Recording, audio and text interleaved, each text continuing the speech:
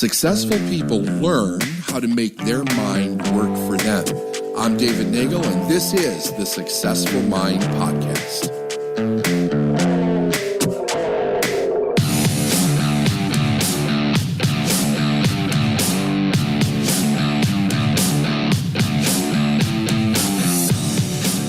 My belief is a tool.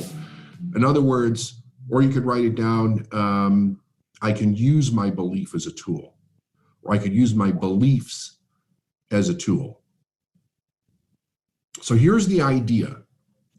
When, after 7 years of study and only applying what I was learning within the kind of the constraints of the company that I worked for, I didn't realize that I was doing something that was a little bit detrimental to myself, which was I wasn't challenging myself big enough. I was challenging myself within, kind of the rules of the company that I worked for, which were very limiting.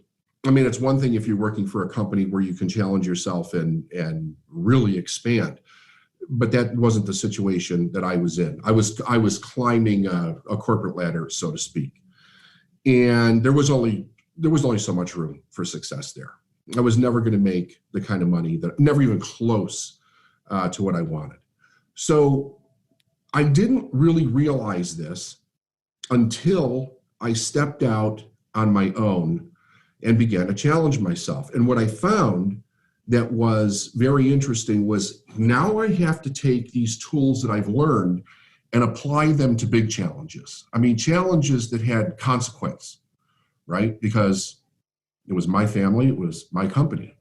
So I was like, okay, so how am I going to really stay aware of this every day and use everything that I've learned to challenge myself to develop the correct belief system for what I needed? I didn't have time to wait around, okay? It was not like I had like the luxury of procrastinating or like, oh, I didn't do it today, I'll do it tomorrow. I had to do this thing every day. And I realized that, okay, now I have to really take these tools and look at a few things that I'm finding extremely challenging. And this is what I'm going to challenge you to do from here on out. You look at where you're having trouble, where you're having a challenge. Now, this is where you actually, psychologically, intellectually decide, here's a problem. Maybe it's the voice in my head. Maybe it's that I'm procrastinating. Maybe it's that I'm not experiencing the confidence. Maybe I'm not doing my best every day. Maybe I'm having trouble with the individual tasks that I'm actually doing, and it's kind of like shaky a little bit inside. How do we change that? We change it by choosing to believe the opposite of the problem. Now that's a choice, right? That provides instant change, because as long as you're conscious of it in the moment, you can say to yourself, okay, so there's a voice in my head that's telling me I'm no good. I don't know if I'll get there. Is it ever going to happen? Is this for me? When is it going to happen? I'm not feeling well today. My energy's low. Nobody will say yes. I don't have enough people to talk to. I've got a stack of debt.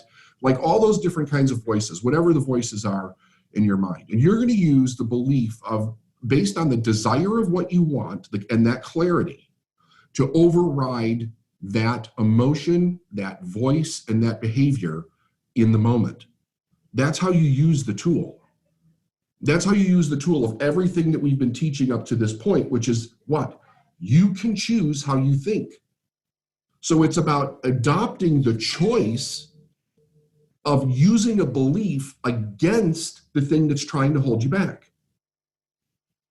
Because if you don't, what you're really choosing to do is to follow whatever that internal paradigm is and try to get it to fill its need, which is basically to stay the same. That's all your subconscious mind wants to do. It's not, we said it was the enemy, right? It is the enemy, but it's not an evil enemy. In other words, it doesn't have an intention to bring you down for some evil means. Okay? All it's doing is it is completing the pattern that you created or that was created somewhere in your life and taking it to the nth degree in order to keep you alive. It doesn't know any difference.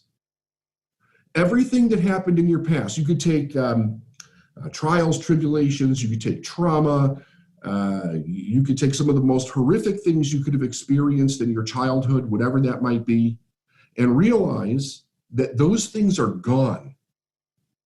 It's as if they didn't exist. The only place they exist is a tape loop in your memory. That's the only place they exist. So you want to overcome it. All the things that we're doing are great, but you have to apply it every single day in the moment that it's sticking its little ugly head up in your mind in order to defeat that enemy. The way that I did it was I looked at what are the tools that work for me. Music worked for me in a big way. I took music that really energized me. You know, you all have music or something that energizes you, right? And I would keep it readily available because it's an instant state changer, right? Something that excites you, gets you up, makes you feel like you want to dance or something, or gives you that internal enthusiasm. I would keep that next to me. I would keep several books next to me that confirmed the belief that I wanted to have in myself in order to win.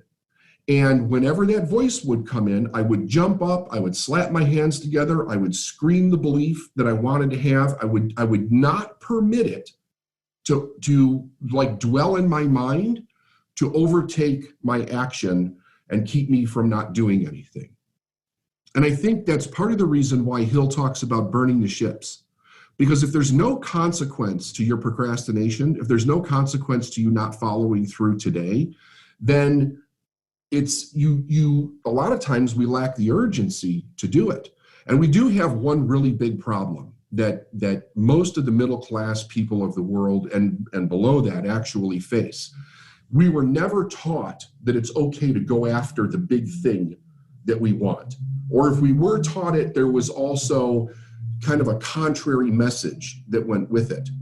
So if you were not taught that, you don't have the pattern inside of you to do it. Every time you start to think about what you want, there's a little voice that says, can't have that, don't ask for too much, only get what you need, you're not that special, however it is that you internalized it.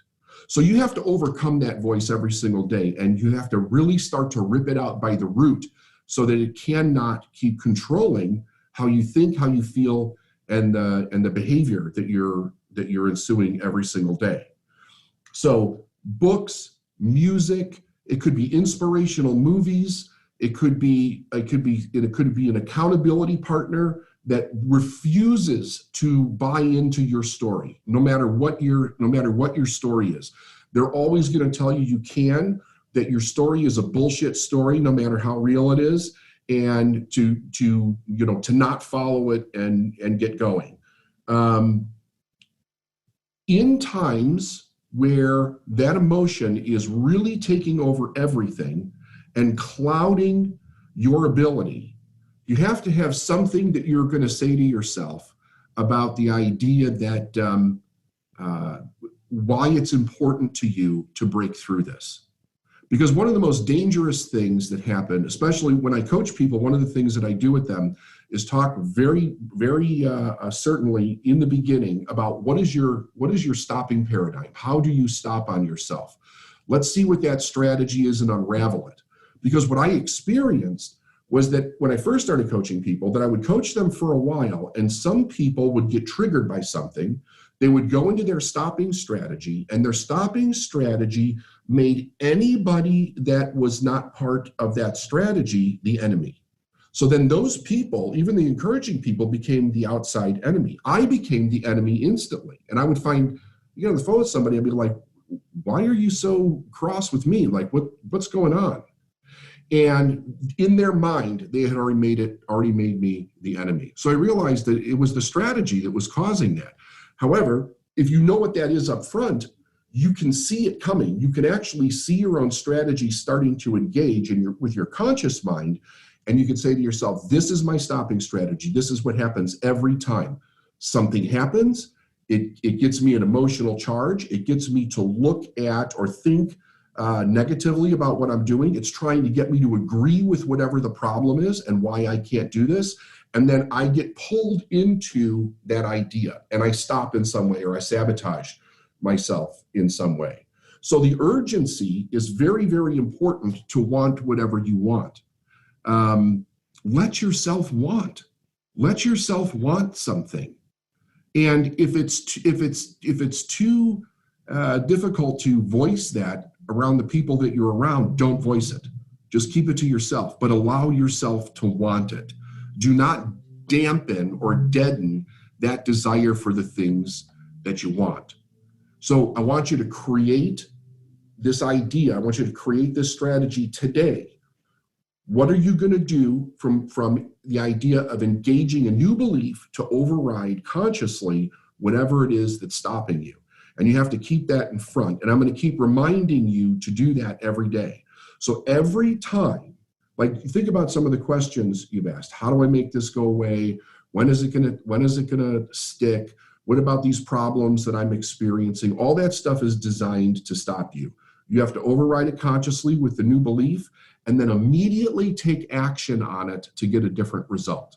Even if you don't get the result right away, the idea is that you take action on it to get that result. Because every time you do it, it proves to your mind that you're not going to stop. And when you do get the new result, it proves to your mind that you can. And it's so important that your mind understands that you can. In Collier's book here, The Secret of the Ages, there's this one thing where, because he talks about this constantly throughout the book. He says the two prerequisites are the earnest, the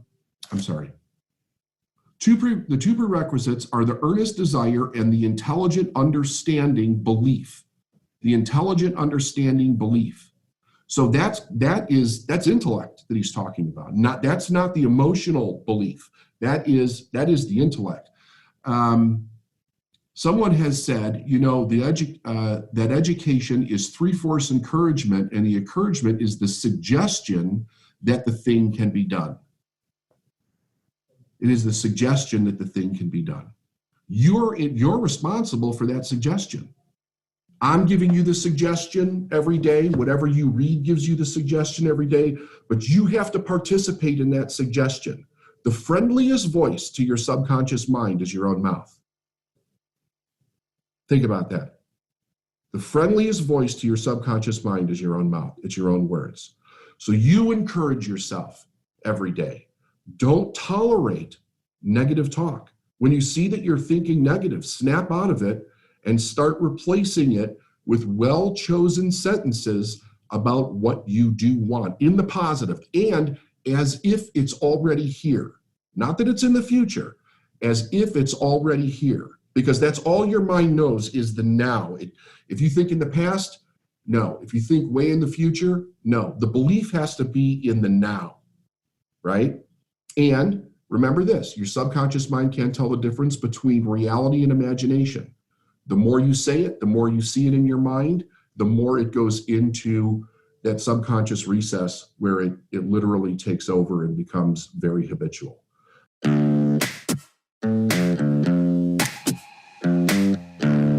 Thanks for listening to the Successful Mind podcast. And if you like what you heard and you want to know more, go to davidnagel.com/free stuff.